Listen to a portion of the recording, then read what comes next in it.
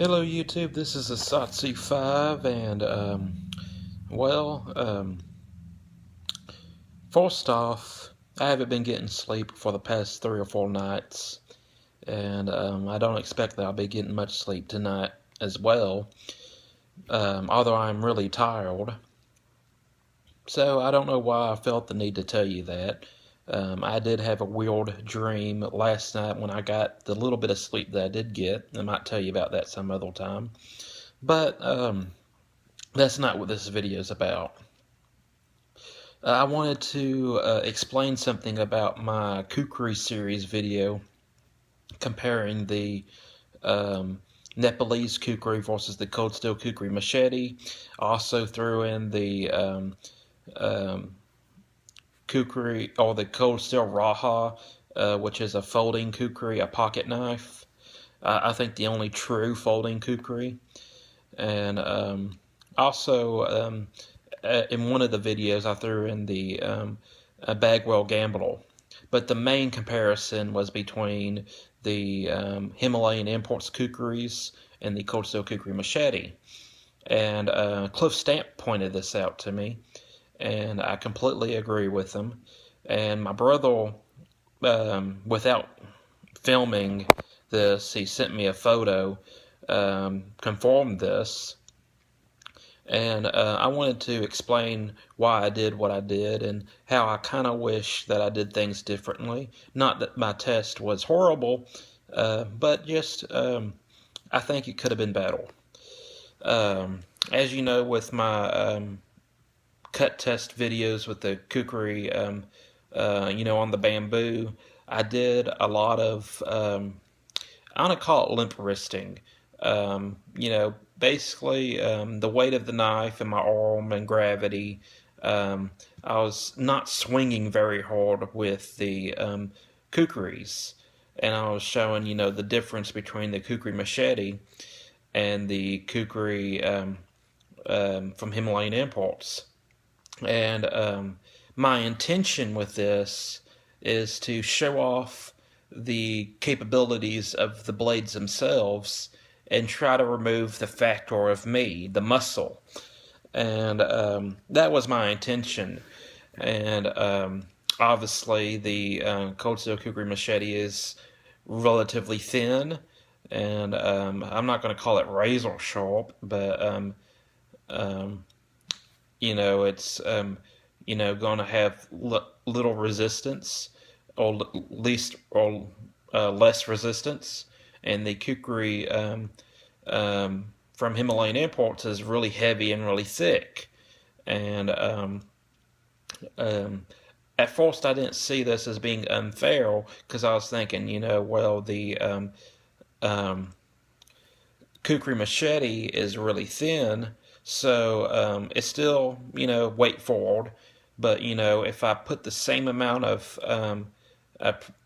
effort into each cut or each test, and I display the differences between the two kukris, it'll be a good illustration. And also, my thought was, well, the kukri machete might be ground better as far as thinness and stuff, but the kukri from Himalayan Imports is heavier. So I thought, well, maybe it'll take less effort to cut, because the blade is doing more of the work in my mind. And I was kind of thinking of it like this: you can get a straight razor, and it's very lightweight and it's extremely sharp. But if you just were to drop it on a let's just say a piece of wood, it wouldn't cut that good. But if you get an axe that's heavy and ground right, and you just drop it on an axe, it's going to dig in real deep. And so that was how I kind of thought of it. I was like, the kukri machete, which is a good tool, it doesn't come good from the factory. You have to, grind it or sharpen it. Um, but I thought, it might be technically, thinner, but this heavier kukri, is going to have more momentum behind it. So that was what I was thinking, and I wanted to explain that to you. And Cliff Stamp, who is a very good commenter, said, when you bring the power with the Nepalese kukri, it just it it's very amazing. It's a very efficient tool. Its capabilities are magnified, and it just goes through wood and stuff. And and after he said that, I was like, that's very true.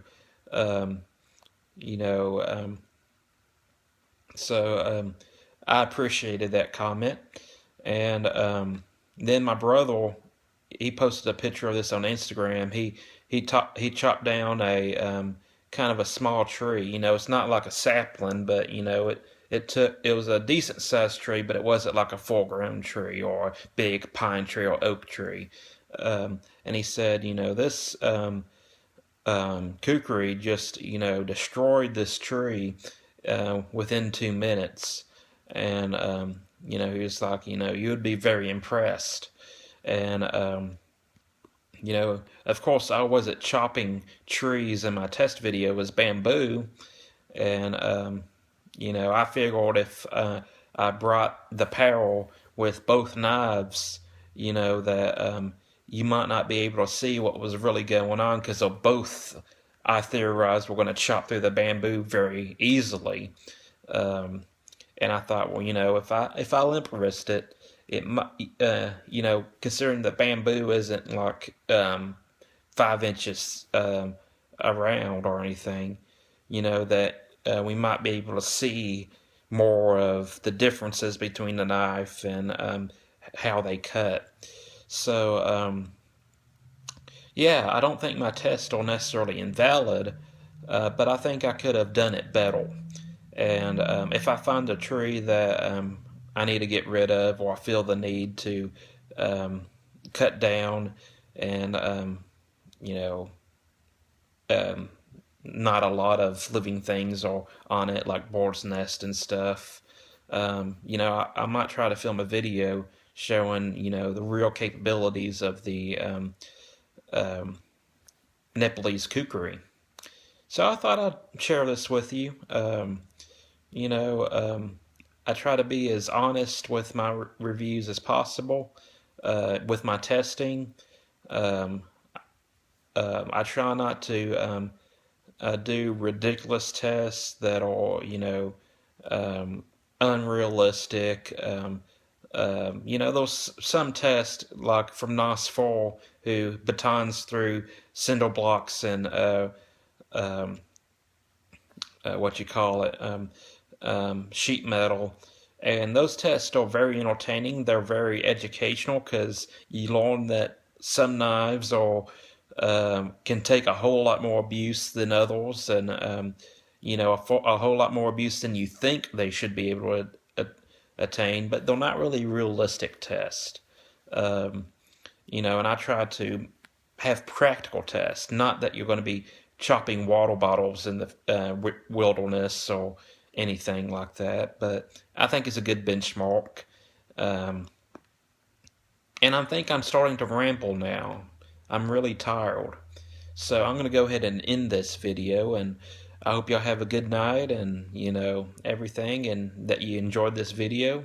I'm a Satsu 5, and I'm out.